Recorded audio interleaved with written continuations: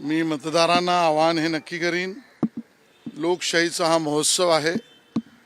जगातील सगळ्यात मोठी लोकशाही व्यवस्था आपल्या भारतामध्ये भारतीय संविधानाअंतर्गत दिलेल्या अधिकारांतर्गत आहे आणि त्यामुळे या लोकशाही महोत्सवामध्ये सर्वांनीच पूर्ण सहभागी व्हावं, जास्त संख्येने सहभागी व्हावं आणि आपलं मतदानाचा हक्क जोरदारपणे त्या ठिकाणी बजावावा अशी मी आपल्या माध्यमातून सगळ्यांना विनंती करेन। सर, आपल्या मतदारसंघाकडे संपूर्ण देशाचं लक्ष आहे, कारण उज्ज्वल निकम हे जे देशामध्ये ख्यातनाम असलेले वकील आहेत ते रिंगणात आहेत, तर काय एकंदरीत कशी वाटते ही लढत? उत्तर मध्य मुंबईच्या या लोकसभा निवडणुकीमध्ये गेल्या काही दिवसात झालेल्या प्रचारात मतदारांचा जो उत्साह आणि सकारात्मक प्रतिसाद बघितला तर भारतीय जनता पार्टी महायुतीचे उमेदवार ॲडव्होकेट उज्ज्वल निकम यांचा विजय निश्चित आहे। या ठिकाणी मला मुद्दामून उल्लेख करायचा आहे, विशेषतः आमचे विरोधक महाविकास आघाडी आणि त्यातही उद्धवजी आणि उभाटा सेना यांनी प्रचारामध्ये मुद्द्यांचा, भाषेचा खालचा स्तर त्या ठिकाणी गाठला आणि त्यामुळे खालून पहिला नंबर हा उद्धवजींच्या पक्षाचा मुंबईत राहील। या पद्धतीचं चित्र 4 जूनला आपल्याला दिसेल।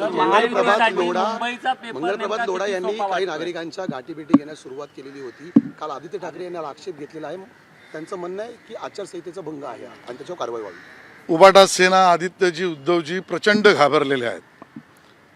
मी असे पळपुटे उद्धवजी आणि त्यांचे कार्यकर्ते कधीच बघितले नाही। भाजप बरोबर नसल्यावर घबराट त्यांच्यामध्ये झाली स्वाभाविक आहे आणि त्यामुळे पहिल्यांदा EVMवर, मग VVPATवर, मग त्या ठिकाणी निवडणुकीच्या आयोगाने दिलेल्या मतदानाच्या संख्येवर प्रत्येकावर त्यांनी ऑब्जेक्शन घ्यायला सुरुवात केली आहे आणि म्हणून आता बैठकांवर मला वाटतं एवढी घबराट आणि पळपुटेपणा उद्धवजी तुमच्या पक्षाचा असेल तर रिंगणातनं बाहेरच जा आणि आदित्यजी तर अजून बच्चा आहे। सर, मुंबईचा पेपर किती सोपा वाटतोय महायुतीसाठी, कारण 6 मतदारसंघात प्रत्येक पेपर हा सजगतेने आणि चोखंदळपणे आणि अभ्यासपूर्णच सोडवायचा असतो।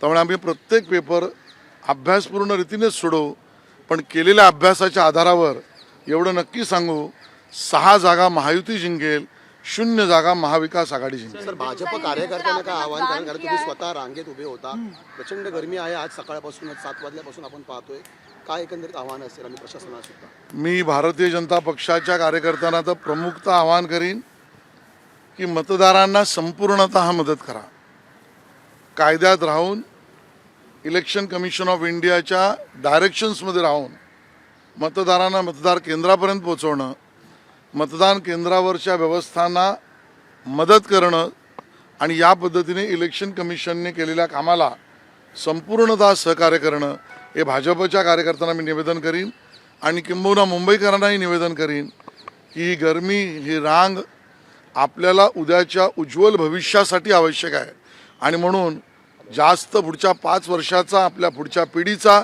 आपल्या विकसित भारताचा विचार करता या महोत्सवामध्ये थोडासा जरी त्रास झाला तर तो उद्याच्या भल्याचा आहे, हाच विचार मतदार करतील असा माझा विश्वास आहे। तर मुंबईतल्या 6ही जागांवरती महायुतीचा विजय होईल असा विश्वास आशिष शेलार यांनी व्यक्त केलाय। ABP माझा, उघडा डोळे बघा नीट।